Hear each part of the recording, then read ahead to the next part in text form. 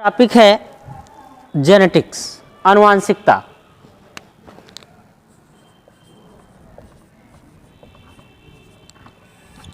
Genetics अर्थात जीव विज्ञान की वह शाखा जिसमें हेरिडिटी और वेरिएशन का अध्ययन किया जाए, जेनेटिक्स कहलाता है। जीव विज्ञान की वह शाखा जिसमें हम हेरिडिटी और वेरिएशन का अध्ययन करते हैं, जेनेटिक्स कहलाता है। अर्थात हम कह सकते हैं कि जेनेटिक्स बराबर हेरिडिटी प्लस वेरिएशन।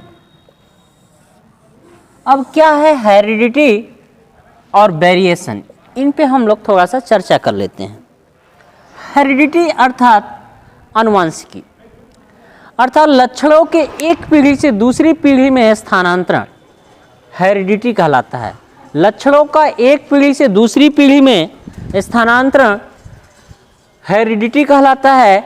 जैसे कोई लक्षण, मान लीजिए सपोज किसी के नाक टेढ़ी थी तो उसके लड़का की भी नाक टेढ़ी हो गई। किसी के कान के ऊपर बाल थे, उसके बच्चे में भी कान के ऊपर बाल आने लगे। कोई काला व्यक्ति था, उसका लड़का भी काला हो गया। कहें करिया का पूत करिया। तो यहाँ पर लक्षणों का एक पीढ़ी से दूसरी पीढ़ी में स्थानांतरण की प्रक्रिया को हम कहते हैं हेरिडिटी। अगला आता है वेरिएशन। वेरिएशन अर्थात भिन्नता। जब कोई लक्षण एक पीढ़ी से दूसरी पीढ़ी में स्थानांतरित होता है, अर्थात कह सकते हैं कि किसी पेरेंट से ऑफ स्प्रिंग में जाता है, तो वहाँ पर कुछ न कुछ वेरिएशन आता है, कुछ न कुछ भिन्नता आता है। और इसी भिन्नता का अध्ययन हमारा क्या कहलाता है? जेनेटिक्स कहलाता है। कैसे? जैसे आप सभी अपने माता पिता की संतान हो, लेकिन सोचो कि आप अपने माता पिता जैसे सेम टू सेम दिखते हो? नहीं दिखते हो। क्यों?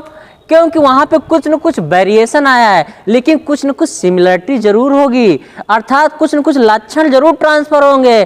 कहते नहीं है का कह रहे देखा देखा ये लड़कवा का नकवा तो चाचा पे है, ये बाबा पे है ना, ये मम्मी पे गया है, ये पापा पे गया है। इसका मतलब है कि कहीं ना कहीं कुछ न कुछ लक्षण मिलते हैं, लेकिन सेम टू सेम लक्षण नहीं मिलते। और सेम टू सेम लक्षण नहीं मिलते, इसका मतलब कहीं ना कहीं वेरिएशन है। अगर वेरिएशन है ना बाबा, तो ये समझिए कि जेनेटिक्स है लाला। और जेनेटिक्स है तो मतलब हेरिडिटी चल रही है, हेरिडिटी चल रही है। बात समझ में आई? चलिए हम लोग आगे बात करते हैं। ये हो गया जेनेटिक्स। जेनेटिक्स के संबंध, जेनेटिक्स शब्दावली सबसे पहले विलियम बेटसन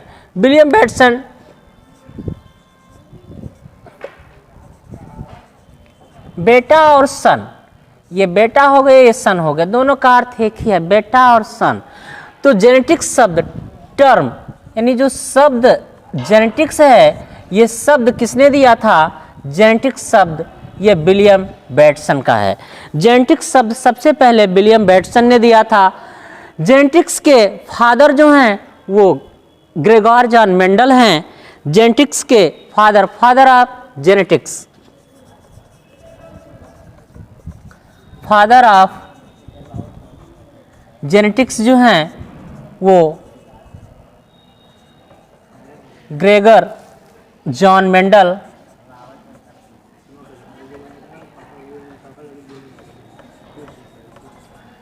हैं। वहीं पे फादर ऑफ एक्सपेरिमेंटल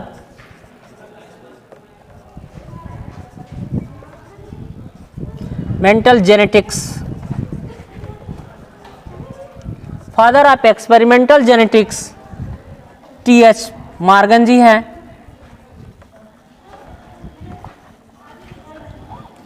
यहीं पे फादर ऑफ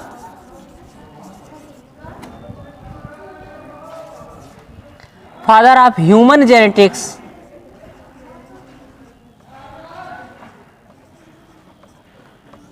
वो हैं आर्चीबाल्ड गेरार्ड।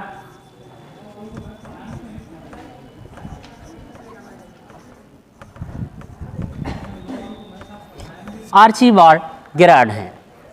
अब हम लोग देखिए विलियम बेटसन ने सबसे पहले जेनेटिक्स शब्द दिया था। फादर ऑफ जेनेटिक्स जो है वो जॉन मेंडल जी है। फादर ऑफ एक्सपेरिमेंटल यानी प्रायोगिक आनुवंशिकता के जनक जो हैं वो टी.एच. मॉर्गन जी हैं। वहीं पे फादर ऑफ ह्यूमन जेनेटिक्स जो हैं सर आर्चिबाल्ड गेरार्ड हैं।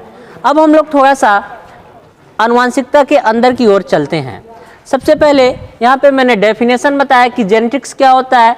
हमने कहा कि हेरिडिटी और वेरिएशन का अध्ययन करना जेनेटिक्स कहलाता है। हेरिडिटी अर्थात लक्षणों का एक पीढ़ी से दूसरी पीढ़ी में स्थानांतरण तथा उस पीढ़ी में होने वाले वेरिएशन का अध्ययन क्या कहलाता है, जेनेटिक्स कहलाता है। बात समझ में आया? अर्थात जीव विज्ञान की वह शाखा जिसमें लक्षणों का एक पीढ़ी से दूसरी पीढ़ी में स्थानांतरण तथा उन लक्षणों के द्वारा होने वाले वेरिएशन का अध्ययन क्या कहलाता है, जेनेटिक्स कहलाता है। ठीक, अब हम लोग थोड़ा सा आगे बढ़ते हैं। कुछ टर्मिनोलॉजी, आनुवंशिकता की कुछ शब्दावलियों पे हम लोग चर्चा करते हैं। आनुवंशिकता की कुछ शब्दावलियाँ कौन कौन सी हैं, इस पे हम लोग चर्चा करेंगे। तो सम टर्मिनोलॉजी ऑफ जेनेटिक्स। देखिए, टर्मिनोलॉजी की अगर हम बात करें तो यहाँ पे सबसे पहली टर्मिनोलॉजी आप लोगों की आती है लक्षण, क्योंकि आपने परिभाषा में ही पढ़ा कि transfer of character one generation to other generation, अर्थात लक्षणों का एक पीढ़ी से दूसरी पीढ़ी में स्थानांतरण। तो लक्षण की बात करते हैं तो पहली टर्मिनोलॉजी आपकी जो आती है वो है आपका लक्षण। लक्षण क्या होता है? Feature of body, feature of body, शरीर के जो फीचर्स होते हैं वो हमारे क्या कहलाते हैं, लक्षण कहलाते हैं। शरीर के फीचर, फीचर ऑफ बॉडी, शरीर की जो फीचर होते हैं, जैसे कोई आदमी काला है, कोई आदमी गोरा है, कोई आदमी छोटा है, कोई आदमी बड़ा है, ये सारे फीचर्स क्या कहलाते हैं, उसके फीचर्स लक्षण कहलाते हैं। लक्षण देखा जाए तो हमारा दो प्रकार का होता है। एक होता है आपका आनुवंशिक लक्षण,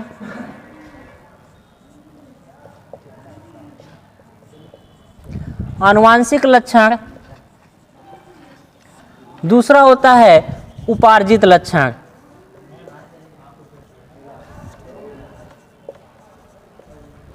आनुवंशिक लक्षण क्या होता है? हमने पहले ही बताया कि लक्षण अर्थात फीचर ऑफ बॉडी, शरीर की जो विशेषताएं होती हैं, काला, गोरा, लंबा, बौना, मोटा, पतला, ये जो बॉडी फीचर होते हैं वो हमारे क्या कहलाते हैं, लक्षण कहलाते हैं। जैसे शरीर की आकृति क्या है, शरीर का आकार क्या है, शरीर का रंग कैसा है, ये सब हमारे क्या बताते हैं, फीचर बताते हैं, विशेषता बताते हैं। आप लोग विशेषता के आधार पर नाम नहीं रख देते हो। कोई आदमी काला है तो कहते ये कलुआ है ना। हाँ, कोई पड़ोसी गोरा है तो कहते वो गोरका आया था। बात समझ में आती है? यहाँ पे बॉडी फीचर अर्थात शरीर की जो विशेषता है, बॉडी की जो विशेषता है वही लक्षण है। तो ये लक्षण हमारा दो है, एक आनुवंशिक लक्षण और दूसरा है उपार्जित लक्षण। आनुवंशिक लक्षण क्या होता है? आनुवंशिक लक्षण वो लक्षण होता है जो एक पीढ़ी से दूसरी पीढ़ी में पहुंचता रहे, एक पीढ़ी से दूसरी पीढ़ी में स्थानांतरित होता रहे, ऐसा लक्षण हमारा आनुवंशिक लक्षण कहलाता है।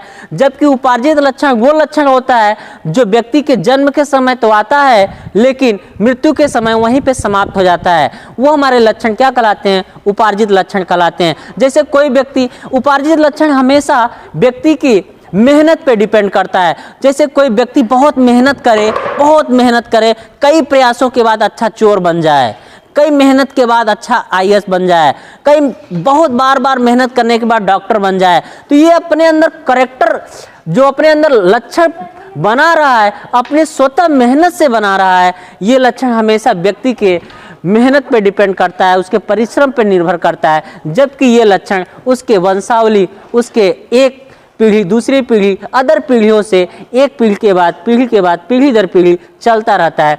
ऐसे लक्षणों को हम आनुवंशिक लक्षण कहते हैं। और जो व्यक्ति के जन्म से आता है और जन्म के बाद समाप्त हो जाता है वो उपार्जित लक्षण कहलाता है। जैसे अगर हम बात करें आनुवंशिक लक्षणों की बात करें तो यहाँ पे जैसे आपका हो गया रंग, आकार, रंग हो गया, आकार हो गया, संरचना हो गया, ये सब हमारे आनुवंशिक लक्षण है। जैसे कोई व्यक्ति काला है, गोरा है, आकार, किसी की नाक टेढ़ी है, किसी की नाक सीधी है, किसी की नाक चपटी है, जैसे मेरी नाक चपटी है। जैसे संरचना, उसके बॉडी का आकार कैसा है, ये सारे फीचर्स जो होते हैं वो हमारे क्या कहलाते हैं, आनुवांशिक लक्षण कहलाते हैं। यहीं पे आपका अगला आता है उपार्जित लक्षण। जैसे उपार्जित लक्षण अर्थात व्यक्ति जब इन्वायरमेंट में आता है, जब वातावरण में आता है, तो वातावरण में जो अपनी मेहनत से जो उपलब्धियां हासिल करता है, जो लक्षण बनाता है, वो उपार्जित लक्षण कहलाता है। जैसे बहुत अच्छा मेहनत करके बहुत अच्छा क्रिकेटर बन गया, इसका मतलब ये नहीं होता कि उसके आने वाली पीढ़ी भी अच्छा क्रिकेटर बन जाए। कोई अच्छा सिंगिंग करता है तो उसकी आने वाली पीढ़ी भी अच्छा सिंगिंग करे। कोई अच्छा तबला बजाता है, कोई अच्छा हारमोनियम बजाता है तो उसकी आने वाली पीढ़ी भी बजाए या बहुत अच्छा संगीतकार हो। नहीं हो सकता है, लेकिन अगर वो भी मेहनत करे तब। लेकिन ये सोचिए कि कोई हमारे पिताजी करते थे और हमको भी ये आने लगेगा तो नहीं हो सकता। हाँ आएगा, लेकिन अगर वो उस क्षेत्र में मेहनत करेगा तब। तो ऐसे लक्षण हमेशा जन्म के साथ आते हैं और मृत्यु के समय समाप्त हो जाते हैं, लेकिन ये लक्षण पीढ़ी दर पीढ़ी चलते रहते हैं। ऐसे लक्षणों को हम आनुवांशिक लक्षण कहते हैं। अगला, ये तो हमारा फीचर हो गया लक्षण। दूसरा आता है ट्रेड्स। क्या होता है ट्रेड्स, थोड़ा सा इस पे हम लोग चर्चा करते हैं। कैरेक्टर के बाद आता है आपका ट्रेड्स।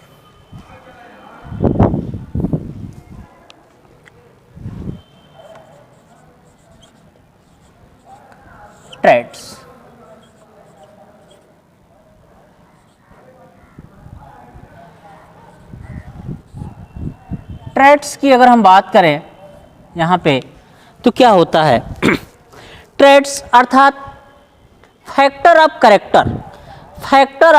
कैरेक्टर, लक्षण के कारकों को हम ट्रेड कहते हैं। जैसे एग्जाम्पल की अगर हम बात करें तो अगर रंग एक लक्षण है तो इसके विभिन्न ट्रेड हैं। जैसे लाल, नीला, पीला, गुलाबी, काला, गोरा, ये सभी इसके ट्रेड हैं। अर्थात रंग हमारा लक्षण है तो लाल, हरा, नीला, पीला, गुलाबी, काला, गोरा ये सब उसके ट्रेड हैं। अगर हमारा लंबाई एक लक्षण है तो छोटा और बड़ा इसके दो ट्रेड हैं। तो यहाँ पे ध्यान रखिएगा, फैक्टर ऑफ कैरेक्टर, हमने कहा कि रंग लक्षण है तो इसके कारक कितने हैं, जितने इसके फैक्टर हैं वो हमारे क्या कहलाते हैं, ट्रेड्स कहलाते हैं। और वास्तव में जिस समय आनुवंशिकता की खोज हुई थी ग्रेगोर जन मेंडल ने, उन्होंने इस ट्रेड का ही उपयोग किया था। उन्होंने ये बताया कि यही ट्रेड्स ही हैं जो क्या काम करते हैं, पीढ़ी दर पीढ़ी स्थानांतरित होते रहते हैं। क्योंकि उनके समय जीन शब्द की खोज नहीं हुई थी, इसलिए उस समय उन्होंने ये बात बताया कि ये ट्रेड ही हैं जो पीढ़ी दर पीढ़ी स्थानांतरित होते रहते हैं। तो यहाँ पे हमने कहा कि ट्रेड्स क्या होता है, अगर कोई ध्यान रखिएगा लक्षण है तो वो किसी न किसी फैक्टर से मिलकर के बना होगा, किसी न किसी कारक से मिलकर के बना होगा। अगर जैसे रंग एक लक्षण है तो लाल, हरा, नीला, पीला, गुलाबी जितने भी हैं इसके ट्रेड हैं। लंबाई एक लक्षण है तो छोटा और बड़ा इसके दो ट्रेड हैं। ठीक, अब हम लोग आते हैं अगले फीचर्स पे। अगला है आपका होमोजाइगस।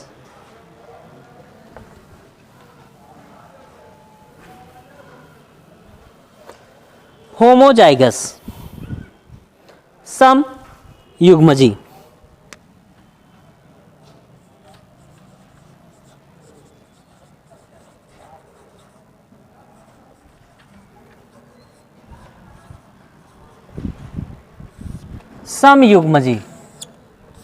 होमोजाइगस। देखिए अभी हमने आपको कैरेक्टर बताया, ट्रेड बताया। ट्रेड की बात मैंने कहा कि फैक्टर ऑफ कैरेक्टर अर्थात लक्षणों के कारक को हम ट्रेड कहते हैं। अब देखिएगा, अगर ये ट्रेड्स, अगर किसी कैरेक्टर का जो ट्रेड्स है अगर वो समान हैं, तो हमारा क्या कहलाएगा? होमोजाइगस कहलाएगा, सम युग्मजी कहलाएगा। इफ अगर ये ट्रेड्स अलग अलग हैं तो ये हमारा क्या कहलाएगा? विषम युग्मजी कहलाएगा, अर्थात हेट्रोजाइगस। तो सबसे पहले हम लोग बात करेंगे होमोजाइगस की, फिर हेट्रोजाइगस की। विषम युग्मजी, विषम युग्मजी क्या होता है इस पे हम लोग थोड़ा सा चर्चा करेंगे। लेकिन सबसे पहले सम युग्मजी, अर्थात जिनके ट्रेड्स, जैसे हमने अभी कहा कि रंग हमारा लक्षण है तो लाल, पीला, काला, गोरा, ये सब क्या हैं? इसके ट्रेड हैं। तो अगर ये ट्रेड्स समान हैं, जैसे अगर हम बात करें लंबाई हमारा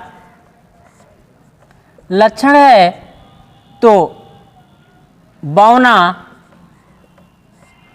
लंबा, इसके ट्रेड्स हैं। अगर हम बौना को स्मॉल टी से और लंबे को कैपिटल टी से प्रदर्शित करें तो देखिए, अगर हमारा एक लक्षण, अगर लक्षण हमेशा दो ट्रेड से मिलकर के बना होता है, इसकी बात हम लोग करेंगे एलील से, अर्थात दो विपरीत ट्रेड्स आपस में एलील कहलाते हैं। दो विपरीत ट्रेड्स आपस में एलील कहलाते हैं। तो अगर ये किसी एलील में दोनों ट्रेड अगर समान हैं तो हमारा क्या कहलाएगा? होमोजाइगस। जैसे कि कैपिटल टी, ये हमारा क्या कहलाएगा? ये एक ऐसा एलील है जिसमें दोनों ट्रेड्स समान हैं, तो ये हमारा कहलाएगा होमोजाइगस। ठीक इसी प्रकार से हेट्रोजाइगस, अगर यहाँ किसी लक्षण के दोनों ट्रेड्स विपरीत हैं, अलग अलग हैं, तो हमारा कहलाएगा विषम युग्मजी। जैसे अगर ये कैपिटल टी एक स्मॉल टी, तो ये हमारा कहलाएगा विषम युग्मजी, क्योंकि इसके दोनों ट्रेड विपरीत हैं, एक कैपिटल है एक स्मॉल है, तो ये हमारा कहलाएगा विषम युग्मजी। तो सम युग्मजी, विषम युग्मजी, अर्थात ऐसे लक्षण जिनके ट्रेड समान हो सम युग्मजी, ऐसे लक्षण जिनके ट्रेड अलग हो विषम युग्मजी। बात समझ में आया? तो ये हो गया हमारा सम युग्मजी और विषम युग्मजी। अगली टर्मिनोलॉजी है जीनोटाइप एंड फिनोटाइप। जीनोटाइप क्या होता है? जिसे हम कहते हैं हिंदी में जीन प्रारूप। फिनोटाइप अर्थात लक्षण प्रारूप।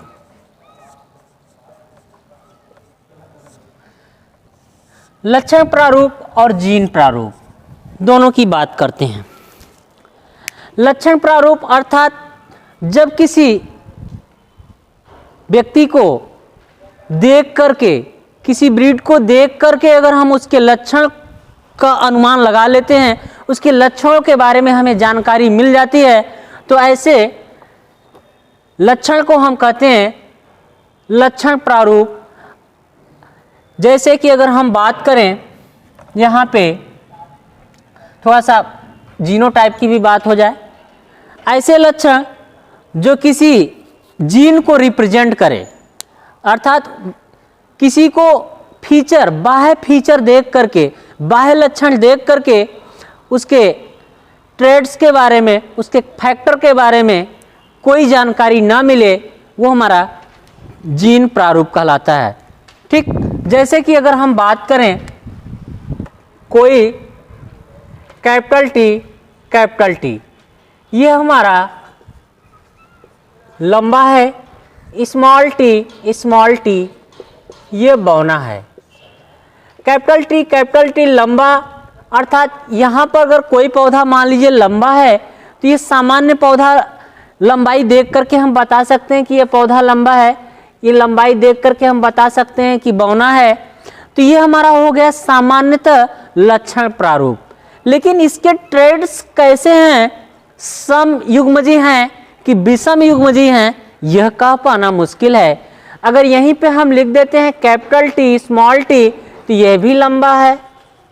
अब बताइए, अगर यह भी लंबा है, यह भी लंबा है, दोनों लंबे हैं यहाँ पर, तो ये तो सिर्फ सामान्य हम देख करके बता दे रहे हैं कि ये पौधा ये भी लंबा है, ये भी लंबा है, बट यहाँ पे यह कह पाना मुश्किल है कि किस प्रकार के लंबे हैं।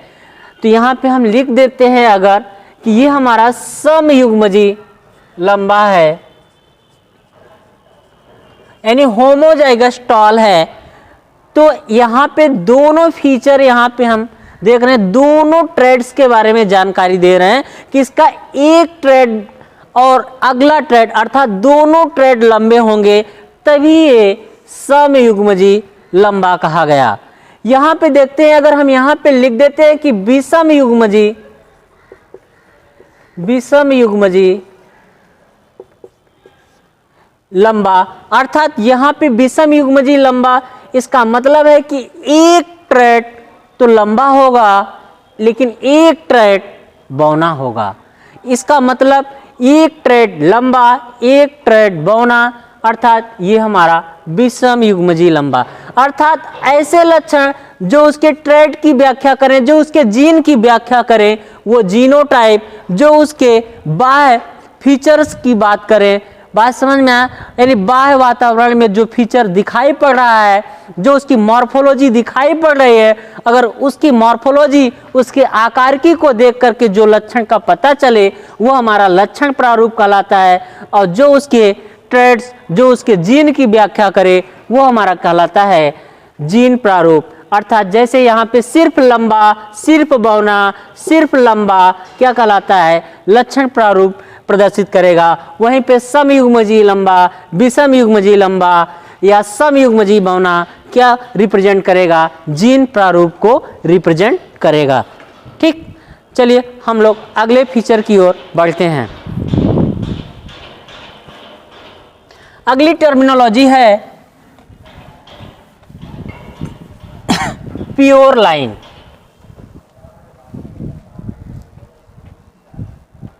क्या होता है प्योर लाइन, हम लोग इसकी चर्चा करेंगे, जिसे हम कहते हैं शुद्ध नस्ली।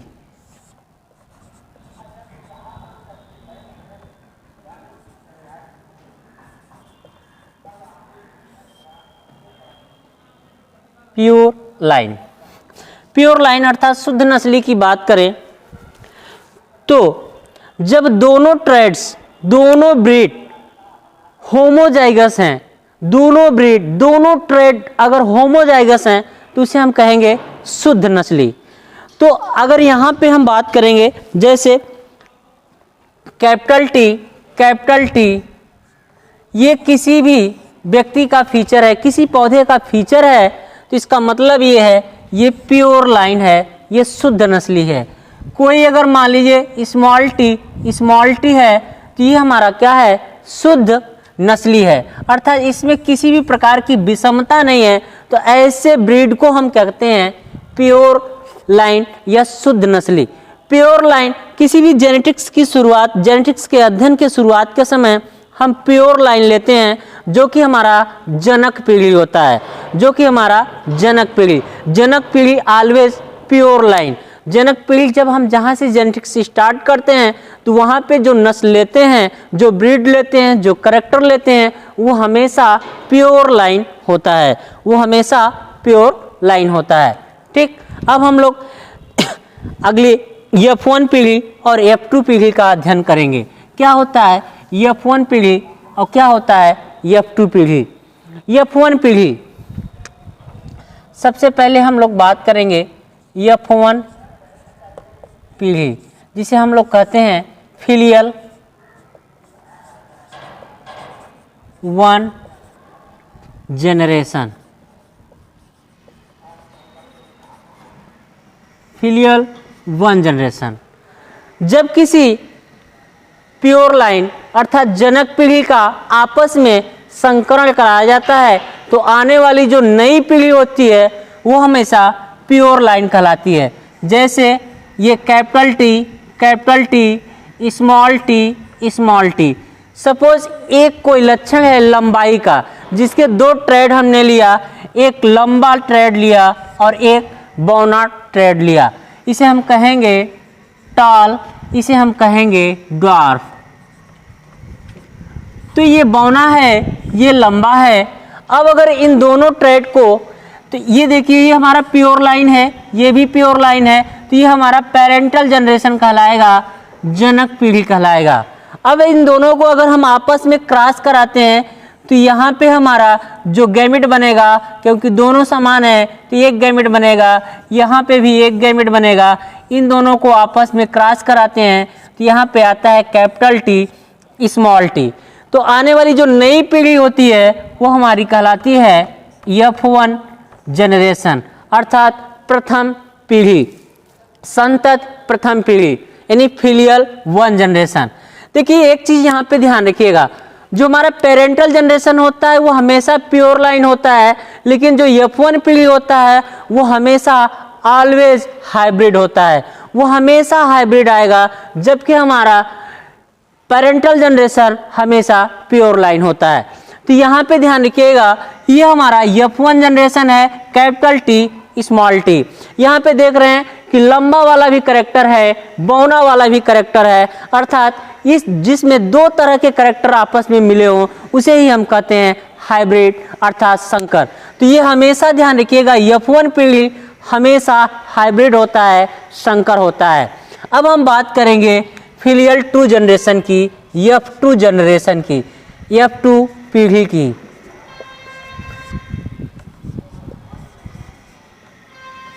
Filial 2 generation. फिलियल 2 जनरेशन क्या होता है?